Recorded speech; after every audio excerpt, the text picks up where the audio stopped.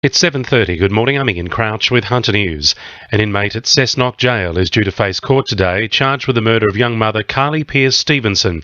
Gemma Gunning reports. The remains of a woman who came to be known as Angel were discovered in the Belanglo State Forest in 2010. Last week she was identified as Carly Pearce-Stevenson, as police revealed she was the mother of 2-year-old Candice, whose remains were found in a suitcase beside a South Australian highway earlier this year. It's believed the 20-year-old's mobile phone was used for years after her death to make her family think she was still alive.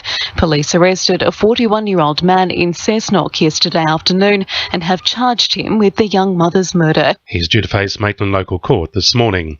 Former Newcastle Council General Manager Ken Goldthorpe is going to take legal action over his sensational sacking this week.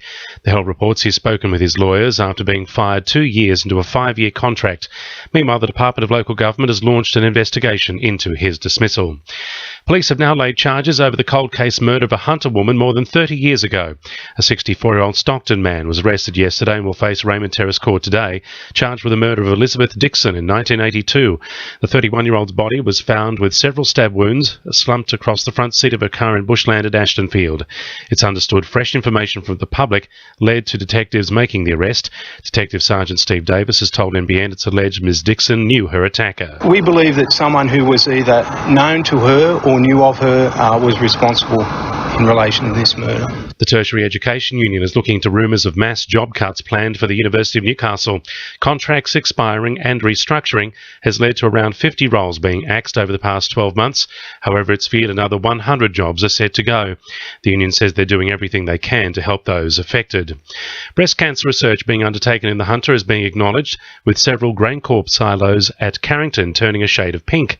As part of the initiative to raise awareness of the disease and raise funds for further research, a fundraiser is being held at Merriweather Surf House today. Cancer geneticist Dr. Michelle Wong-Brown says new technology acquired in the Hunter has assisted in the research of the disease. I think it's due to the fact that technology has caught up. Well, we were in a position to acquire some of this technology, so a lot of the research is being done quicker and the output is obtained a lot quicker. Well, sometimes analysis still takes a long time, but definitely we're getting results in a much shorter time than it would take like 10 years ago. Hunter Water has agreed to supply the Botanic Gardens with a $25,000 grant to keep the gates open 7 days a week, while also not laying off staff. The gardens protect the Tomago sandbeds, which supply the lower Hunter with 20% of its drinking water. Nick Kaiser from Hunter Water says the gardens are also an important educational tool. They have dozens and dozens of volunteers. Some of them have been there for years. Some of them are actually coming in as job pathways. They are tending to plants. Some of them are providing horticultural expertise and actually bringing people together. It's also an educational facility. Thousands of school students come through gardens every year to learn about the plants and about nature. Sport, thanks to our sponsor, Warners Bay Sports Club's Melbourne Cup Carnival. Nolka shooter Daniel Repicoli is looking to make his last Olympics a memorable one by taking out a gold medal at Rio 2016.